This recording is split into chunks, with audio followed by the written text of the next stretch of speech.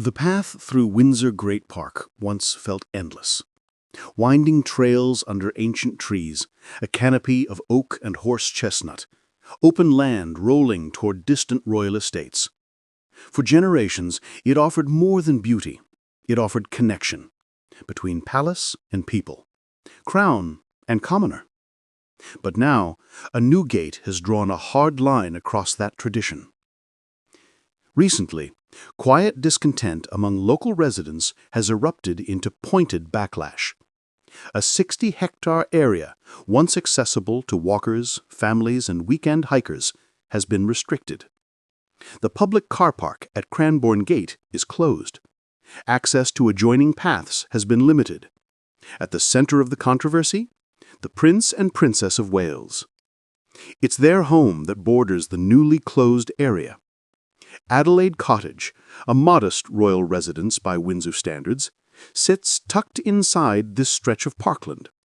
But its quiet presence has now drawn loud attention. Because with that home has come increased security, and with security has come restriction.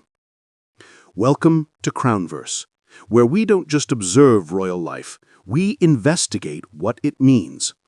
If you're drawn to stories that lie behind polite announcements and golden gates, subscribe now. Because sometimes the quietest royal decisions echo the loudest. To the public, Windsor Great Park is more than a backdrop. It's a living connection to royal space.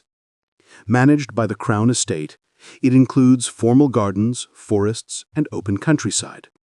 Historically, while parts of it are private, significant portions have remained open to the public for leisure, walking, and recreation. Until now. The new no-go zone encompasses 60 hectares, nearly 150 acres near Forest Lodge and Cranbourne Tower. The area has long been frequented by locals, especially those in the surrounding Berkshire communities. Parents with children, dog walkers, cyclists, elderly couples retracing familiar paths. Its closure has been framed as a security requirement, and for those within the royal system, that logic may feel obvious. The Prince and Princess of Wales are not merely high-profile figures, they are direct heirs, future sovereigns. Their safety, particularly in a climate of increasing public scrutiny and potential threats, is paramount. But the public reaction has not been universally sympathetic. Local councillors have received a wave of complaints. Nearby residents have spoken to reporters. Some use the word selfish. Others call it a betrayal of tradition. This land has been open to us for decades. Suddenly, it's theirs, one resident said. What's emerging is not simply anger about a fence. It's a reflection of deeper tensions between monarchy and modern Britain. Because this story touches a raw nerve. The monarchy is not just a family. It is an institution tied to land that in some cases was acquired centuries ago and remains part of the Crown Estate or the Duchy of Lancaster. While technically held in trust for the public, much of it is not openly accessible. For most of the British public, the relationship to royal land is symbolic. Parks, gardens, historic walks, they are the moments where the line between subject and sovereign blurs. And when access to that land is denied, the symbolism cuts deep. Supporters of the closure point out that security must evolve, that in a time of rising threats and high-profile coverage, the Wales family deserves privacy and protection, that the small inconvenience of redirecting a walk is worth it to protect the future king and queen. But critics argue that there were other options: increased patrols, monitored paths, shared space instead of restricted space. And at the heart of the controversy lies a simple, powerful question: who owns access? In the age of surveillance, wealth gaps, and national unease, space has become a battleground. Public land is fought for. Green spaces are defended. The sense that even the outdoors is being slowly privatized is fueling resentment. And when that privatization is perceived to benefit royalty, the reaction intensifies. There is no suggestion that William or Catherine made this decision personally. Security measures are often coordinated by protection officers, advisors, and local authorities. But perception is powerful. And in the eyes of many, this decision was theirs, intended or not. Consider the optics. A royal couple living in quiet luxury on estate grounds closes access to land once used by ordinary families. No press statement, no public consultation, just quiet fencing, gates, signs. In an era where transparency is increasingly demanded from public institutions, the decision feels, to many, like a step backward. Yet the situation is more complex. The monarchy has long walked a tightrope, preserving mystique while appearing accessible, maintaining security while projecting openness. It is not easy. William and Catherine, in particular, have taken great care to cultivate an image of approachability. School runs, public visits, hands-on parenting, carefully curated photos, all part of a strategy to modernize the monarchy. But when privacy and protocol collide with tradition and access, the illusion cracks.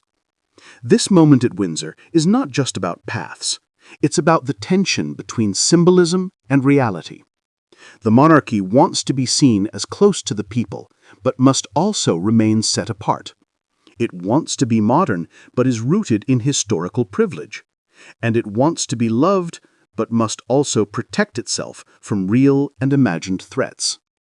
The backlash, then, is not just local, it is national, because it speaks to a broader question.